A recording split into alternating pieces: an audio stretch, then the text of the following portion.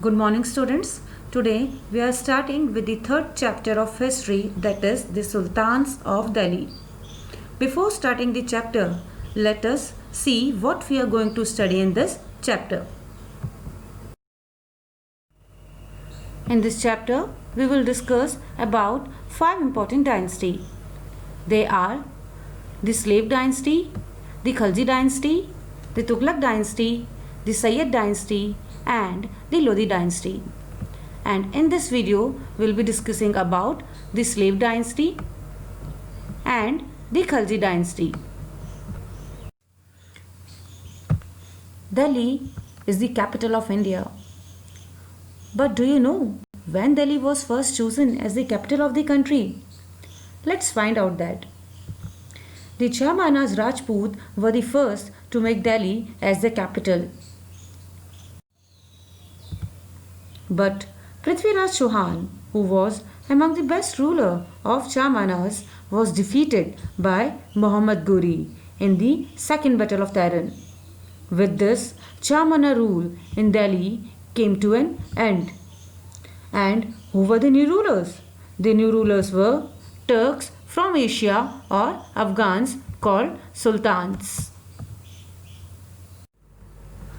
And the form of government or kingdom under the Sultan is called Sultanate.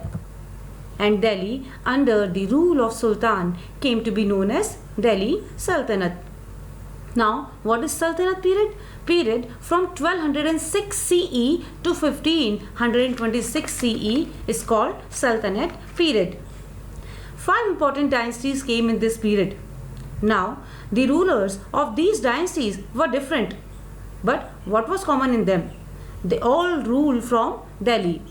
Now let's discuss about these dynasties. Now let's start with the Slave dynasty.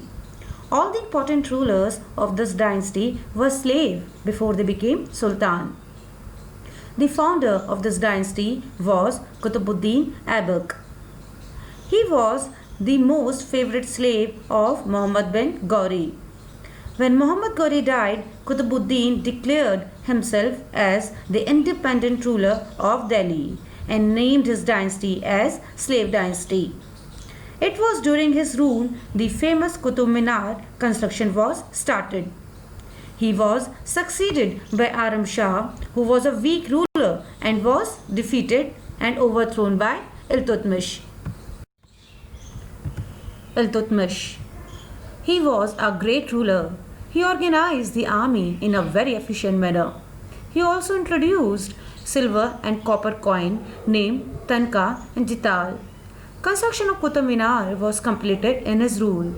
He nominated his daughter Razia as his successor. Razia, daughter of Iltutmish. She was a very efficient ruler. She was the first woman ruler of India. She was brave, bold and courageous. But nobles didn't like her manner, so they plotted and killed her. Then came Ghiazuddin Balban. Ghiazuddin Balban was the last but a very important ruler of the Slave dynasty. He strengthened the administration and army was trained to use new weapons, which helped them to fight against the attack by the Mongols. He died in 1287.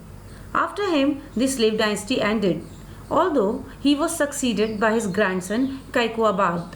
But Kaikubad was a very weak ruler and he was killed by Jalaluddin Khalji.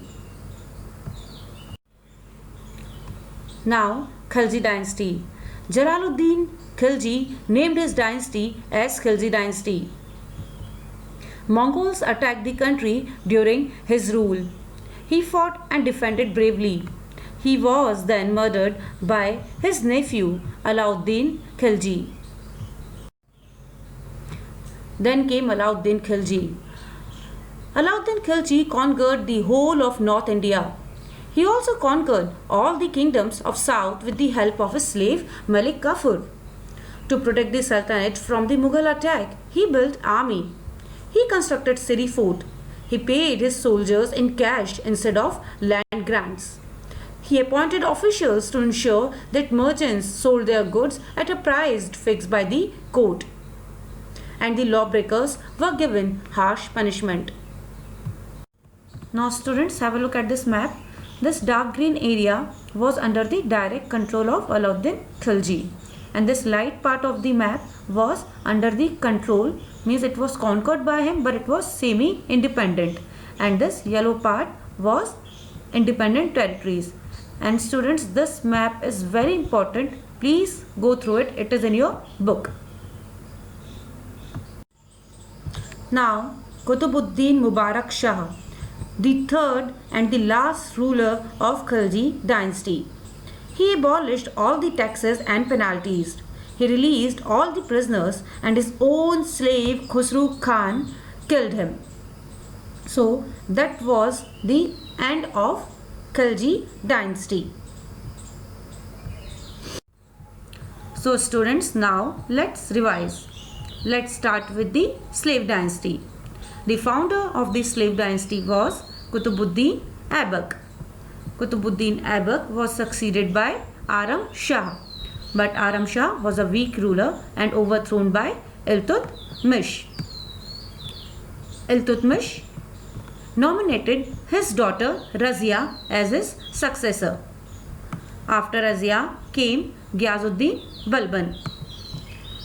Ghiazuddin Balban was the last ruler of slave dynasty, although he was succeeded by his grandson Kaikuabad. Kaikuabad was a weak ruler and he was killed by Jalaluddin Khilji. Jalaluddin Khilji was the founder of Khilji dynasty. Jalaluddin Khilji was then killed by his nephew Alauddin Khilji.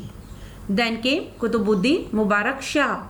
Qutbuddin Mubarak Shah was killed by his own slave Khusru Khan. So students, I hope now you are familiar with the slave dynasty and Khilji dynasty. Now we are left with three dynasties that we will study.